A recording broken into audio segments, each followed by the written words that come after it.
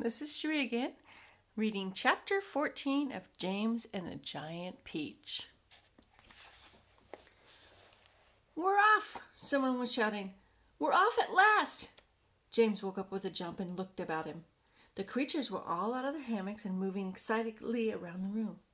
Suddenly the floor gave a great heave as though an earthquake were taking place. "Here we go!" shouted the old green grasshopper, hopping up and down with excitement. "Hold on tight!" "What's happening?" cried James, leaping out of his hammock. "What's going on?" The ladybug, who was absolutely a kind and gentle creature, came over and stood beside him. "In case you didn't know," she said, "we're about to depart forever from the top of this ghastly hill that we've all been living on for so long.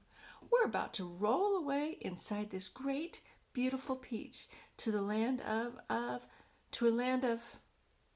"Of what?" asked James. "Never mind you," said Ladybug. "Nothing could be worse than this desolate hilltop and those two repulsive aunts of yours." "Hear, hear," they all shouted. "Hear, hear." "You may not have noticed it," the Ladybug went on, "but the whole green garden, even before it reaches the steep edge of the hill, happens to be on a steep slope. And therefore the only thing that has been stopping this peach from rolling away right from the beginning is the thick stem attached to the tree. Break the stem and we're off." "Watch it!" cried Miss Spider as the room gave another violent lurch. "Here we go!" "Not quite, not quite." At this moment, continued the Ladybug, "our centipede, who has a pair of jaws as sharp as razors, is up on top of the peach, nibbling away at the stem. In fact, he must be nearly through it, as you can tell from the way we're lurching about. Would you like me to take you under my wings so that you won't fall off when we start rolling?" "That's very kind of you," said James, "but I think I'll be all right." Just then the centipede stuck his giant face through the hole in the ceiling and shouted, "I'm done! We're off! We're off!" The others cried, "We're off!" "The journey begins," cried the centipede. "And who knows where it will end," muttered the earthworm. "If you have anything to do with it, it can only mean trouble." "Nonsense," said the Ladybug. "We're now about to visit the most marvelous places and see the most wonderful things. Isn't that so, Centipede?" "There's no knowing what we shall see," cried the centipede. "We may see a creature with 49 beads who lives in the desolate snow, and whenever he catches a cold, which he dreads, he has 41 noses to blow. We may see a venomous pink-spotted scrunch who can chew up a man in one bite. He likes to eat 5 of them roasted for lunch and 18 for his supper at night. We may see a dragon, and nobody knows that we won't see a unicorn there. We may see a terrible monster with toes growing out of the tufts of his hair. We may see the sweet little bitty-bitty hen, so playful, so kind, and so well-bred. And such beautiful eggs, you must boil them, and then they explode and they'll blow off your head. A goo and the gonorrheus surely you'll see at the gonormous and gonorable gnat, still sitting when it sings and goes at your knee. It comes out through the top of your hat.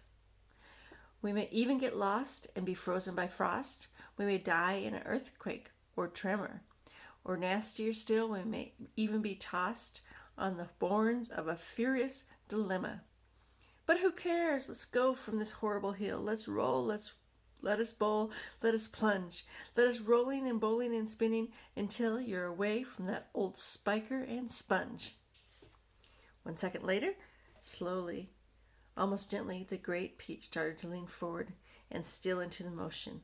The whole room began to tilt over, and all the furniture went sliding across the floor, crashing against the far wall. So did James and the Ladybug and the old green grasshopper and Miss Spider and the earthworm, also the centipede, who had just come slithering quickly down the wall. Chapter 15. On the outside of the garden, at the very moment, Aunt Sponge and Aunt Spiker had just taken their places at the front of the gate, each with a bunch of tickets in their hand, and the first stream of early morning sightseers were visible in the distance, climbing up to view the peach. We shall make a fortune today, Aunt Spiker said. Just look at all those people. I wonder what became of that horrid little boy of ours last night, Aunt Spudge said. Did he ever come back? Did he?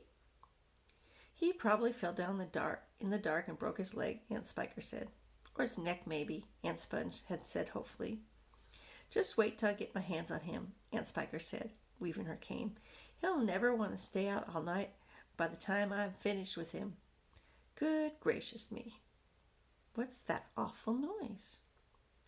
Both women swung around to look. The noise, of course, had been caused by the giant peach crashing through the fence that surrounded it, and now gathering speed every second. It came rolling across the garden towards the place where Aunt Sponge and Aunt Spiker were still standing.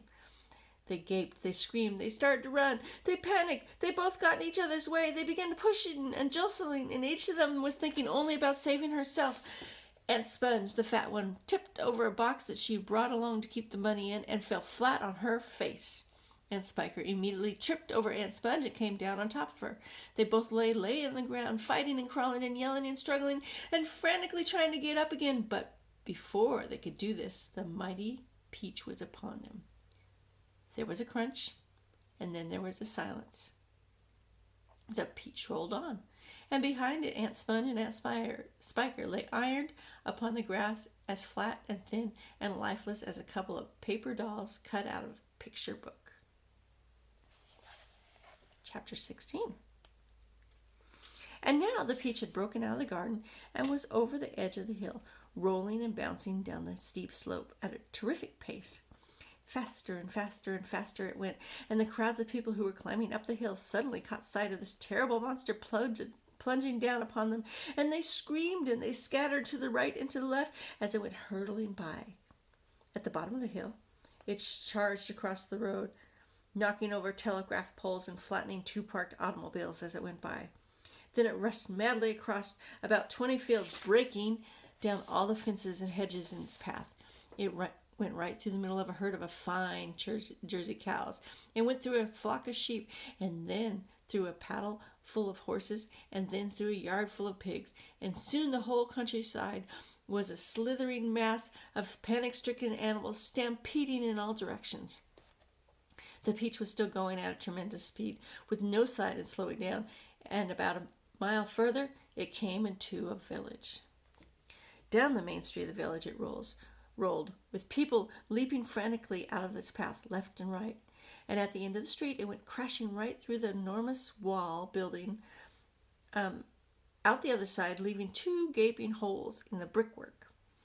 The building happened to be a famous factory where they made chocolates, and almost at once a great river of melted chocolate came pouring out the holes in the factory walls. A minute later, this brown, sticky mess was flowing through every street in the village, oozing under the doors of houses and into people's shops and gardens. Children were waddling up to it in their knees, and some were even trying to swim in it, and all of them were sucking it into their mouths with great, greedy gulps and shrieking with joy.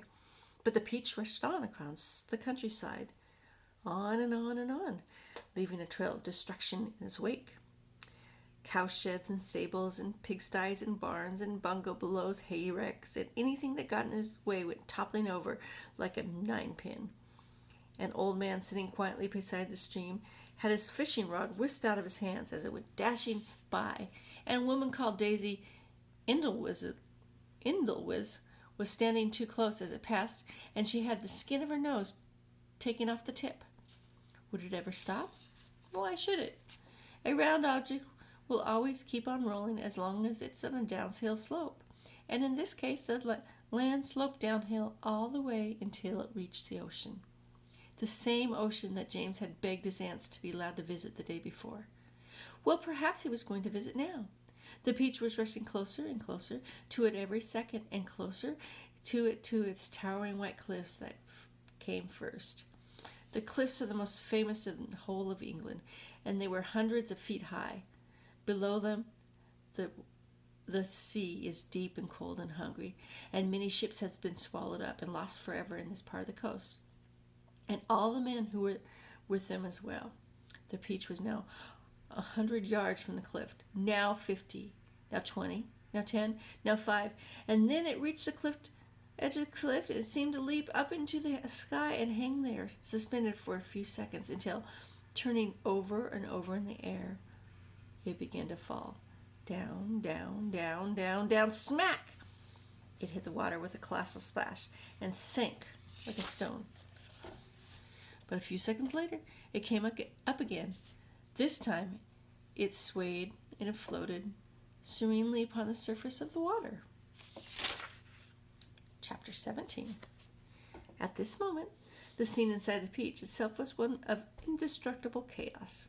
James Henry Totter was lying bruised and battered on the floor of the room against a tangled mess of centipede and earthworm and spider and ladybug and glowworm and old green grasshopper. In the whole history of the world, no travelers had ever had a more terrific or terrible journey than these unfortunate creatures.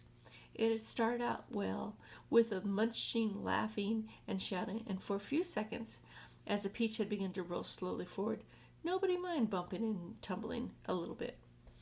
But when it went bump, and the centipede had shouted, "That's Aunt Sponge!" and then bump, "That's Aunt Spiker!" there was a tremendous burst of cheering all around. But as soon as the Peach rolled out of the garden, it began to go down the steep hill, rushing and plunging and bouncing madly down. Then the whole thing became a nightmare. James found himself being flung up against the ceiling, then back to the floor, then sideways against the wall, then up to the ceiling again, and up and down and back and forth and round, and all at the same time the other creatures were flying through the air in every direction. And so there were chairs and sofas, not to mention the 42 boots belonging to the centipede. Everything and all of them were being rattled around like peas inside an enormous rattle that had been rattled by a mad giant who refused to stop. To make it worse, something went wrong with the glowworm's lighting system, and the whole room was in pitchy darkness. There were screams and yells and curses and cries of pain, and everything kept going round and round. And once James made the most frantic grab at something thick, a thick bar sticking out of the wall, only to find they were a couple of the centipede's legs. "Let go, you idiot!" shouted the centipede, kicking himself free, and James was promptly flung across the room into the old green grasshopper's horny lap. Twice he got tangled up in Miss Spider's legs. A horrible business. And toward the end, the poor earthworm, who was cracking himself like a whip every time he flew through the air from the side of the room to the other side, collided around James's body in a panic and refused to unwind. It was a frantic and terrible trip, but it was all over now, and the room was suddenly very still and quiet. Everybody was beginning slowly and painfully to disentangle themselves. "Let's have light," shouted the centipedes. "Yes," they cried. "Light, give us some light." "I'm trying," answered the poor glowworm. "I'm doing my best. Please be patient." They all waited in silence. Then a faint greenish light began to glimmer out of the glowworm's tail, and gradually became stronger and stronger, until it was away enough to everybody to see by. "Some great journey," the centipede said, limping across the room. "I shall never be the same again," murmured the earthworm. "Nor I," the ladybug said. "It has taken years off my life."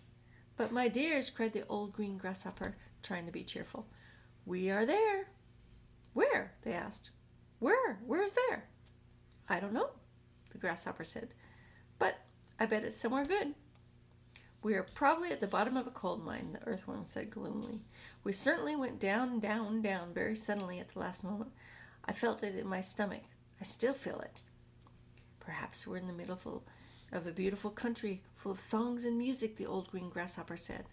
"Or near the seashore," said James eagerly, "with lots of other children down by the sand to play with." "Pardon me," whispered the lady, turning a trifle pale, "but am I wrong in thinking that we seem to be bobbing up and down?" "Bobbing up and down?" they cried. "What on earth do you mean?" "We're still giddy from the journey," the old green grasshopper told her. "You'll get over it in a minute. Is everybody ready to go upstairs? And let's take a look around." Yes, they chorused. "Come on, let's go." "I refuse to show myself out of doors in my bare feet," the centipede said. I have to get my boots on again first. For heaven's sakes, let's not go through all that nonsense again, the earthworm said. Let's all lend Centipede a hand and get it over and done with, the ladybug said. The ladybug said, come on. So they did, except Miss Spider, who set about weaving a strong rope ladder that would reach from the floor up to the hole in the ceiling. The old green grasshopper had wisely said that they must not risk going out of the side entrance when they don't know where they were, but might first go up to the top of the peach and have a look around. So, half an hour later, when the rope ladder had been finished and hung, and the 42nd boot had been laced neatly on the centipede's 42nd foot, they all were ready to go out. Amidst mounting excitement and shouts, "Here we go, boys! Promised Land! I can't wait to see it!" the whole company climbed the ladder one by one and disappeared into a dark, soggy tunnel in the ceiling that went steeply, almost vertically, upward. Okay, well, that's the end of chapter 17. Guess the next time we see each other, we'll be on chapter 18. Thank you and goodbye.